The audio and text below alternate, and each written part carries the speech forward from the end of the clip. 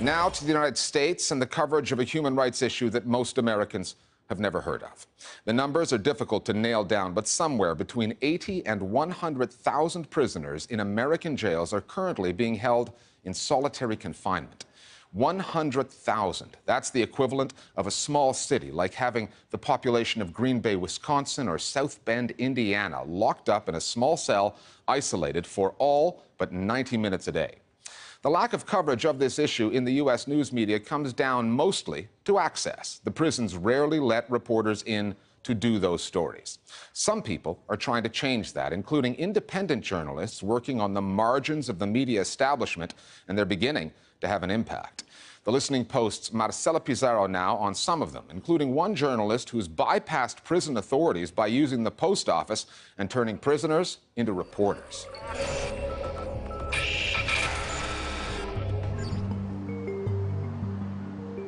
For James Ridgeway, reporting the story of solitary confinement in the US has been something of a solitary pursuit.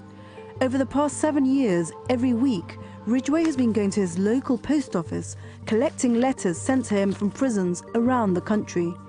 The letters serve as key source material because they come from key sources, people held in isolation in 6 by 9 foot cells for 22.5 hours per day, for days, weeks, months, even years.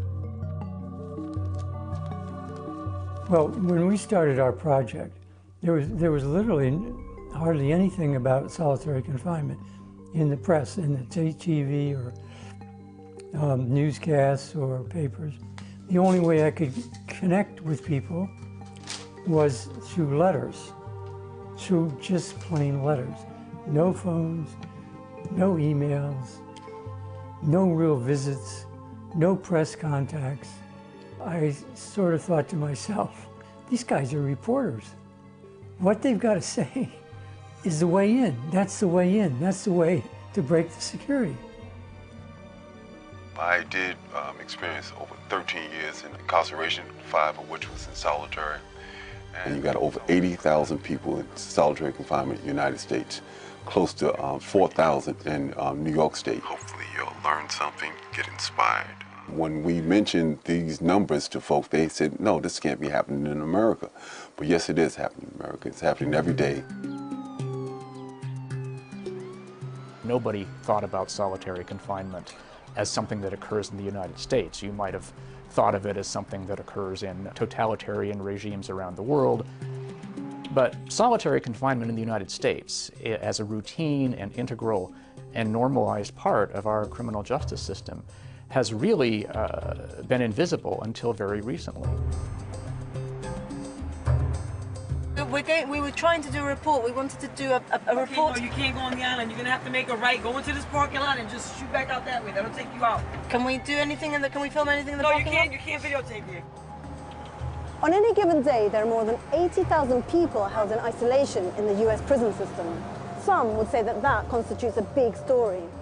The problem is that journalists are not allowed into prisons like Rikers Island here in New York City.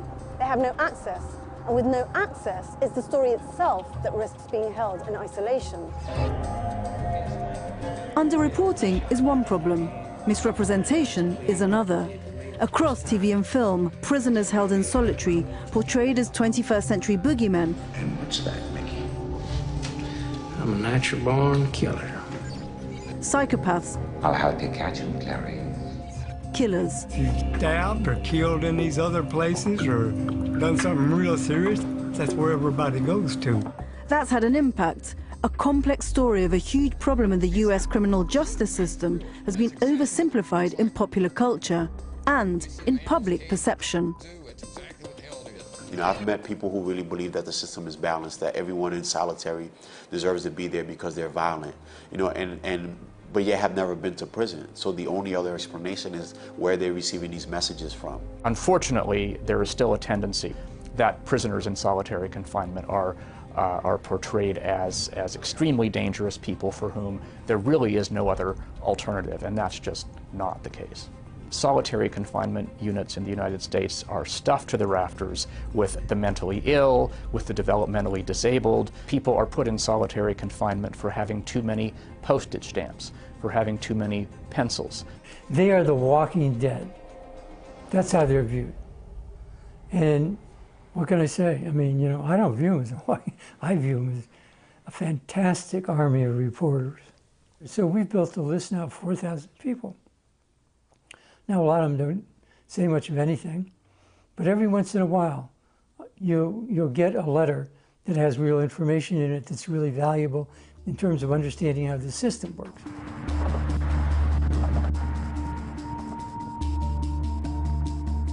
Ridgeway has been documenting that system on Solitary Watch, a news site he set up in 2009.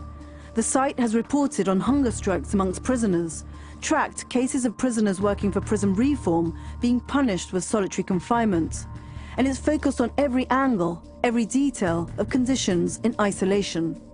In March 2013, Solitary Watch published an essay by William Blake, a New York State inmate held in solitary for nearly 26 years for the murder of a police officer. It got more than 500,000 clicks. And the letters from Adam Hall, who went to prison for attempted arson and ended up in solitary. His correspondence has been used to spotlight a key issue, the criminalization of mental illness. Solitary Watch get first-hand stories of what these people are being subjected to. They have a tendency of humanizing the folk and giving them a sense of hope to voice their suffering to the public. It should make societies try to investigate whether or not this is actually occurring. Most reporters and most newspapers, media, will concentrate on the big bad criminal.